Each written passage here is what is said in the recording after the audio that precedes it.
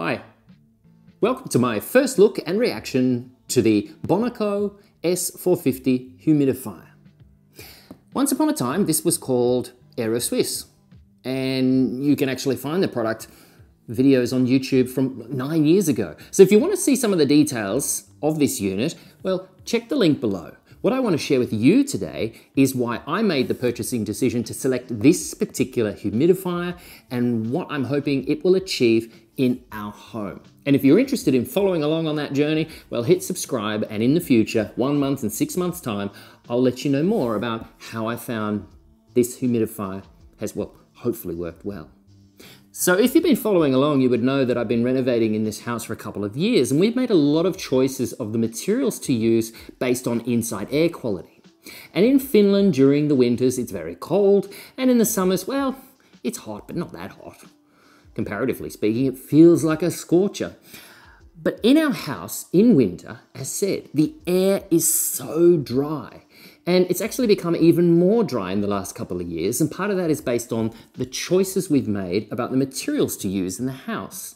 Solid timber, lots of it, and clay plaster on the walls. Now, these materials are fantastic for helping regulate natural humidity in the air inside and also give a nice warmer feeling. And there's a lot of studies that show these materials help your feeling of well-being and actually have a positive impact on your general health.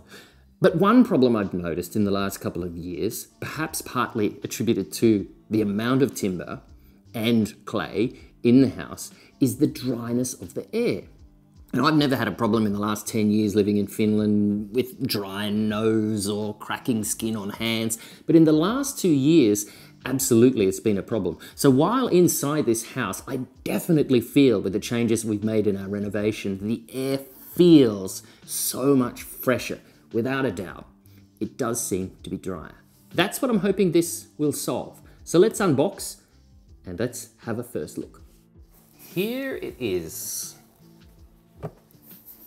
It doesn't seem like a lot's changed. Of course, there are some cosmetic things like label, and on the front there is still this digital display. So this has well, basically a humidity sensor inside. Now that's one of the key points in my mind when I selected this unit, is I wanted it to be able to know what the humidity is in the house, and it can turn on, turn off, and that's exactly what this unit does. So that was one of the requirements for me. I want this thing to be smart. While I do have smart systems in the house, like Home Assistant, and I can remotely control things, I wanted the unit to operate independently automatically. And this one does. So this is basically like a little kettle. It's going to boil water inside the unit. It has a mechanism of cooling the steam down a little bit, but in its most basic form, it's a kettle and steam comes out the top, and that's what adds moisture into the air. And so there's the tank that you need to fill. So far, I have to say, I'm pretty happy with the quality. Of course, lots of plastic here. Now, I do want to point out one thing I was looking for online that I couldn't find, but I found it plastered on the side of the box. This is a Swiss company. This unit is designed in Switzerland, but it's made in China.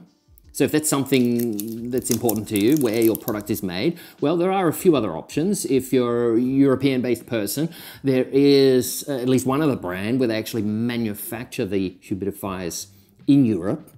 Elsewhere in the world, well, who knows? You might find some other manufacturers that also make things a little bit closer to your home. But in my case, while I do like to buy units that are made close to home, I decided, however, that I did want the steam humidifier.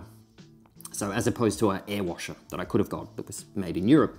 Maybe I'll try one of those out later on, but again, I have to get over that idea of putting additives into the water. Now, another thing I want to share with you on this is there is a downside to the steam humidifier. As I said, it's a mini kettle, and that's going to use more power. Not a lot more power. You know, you're not boiling a humongous kettle of water and constantly boiling it like that. However, it is said, and it shows in the specifications, that it will consume a little more power, as opposed to, say, an air washer or one of the ultrasonic humidifiers. Now, here's something to consider. We're using this in Finland during the winter. During the summer, there should be enough humidity in the air. Let's see when summer comes, and I'll put a few more sensors around the house to actually monitor the situation. But during the winter, it's cold, And we normally have a lot of heating running in the house.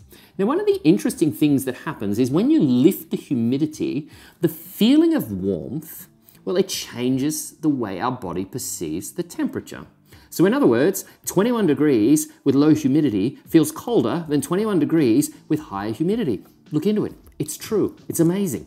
So it might actually be that this may use a little bit more power to boil the water and create the steam. However, we might actually find that instead of putting the heaters up 22 degrees, 23 degrees, as the winter gets cooler, we can actually handle them at 21 degrees or even 20 degrees. I'm talking Celsius.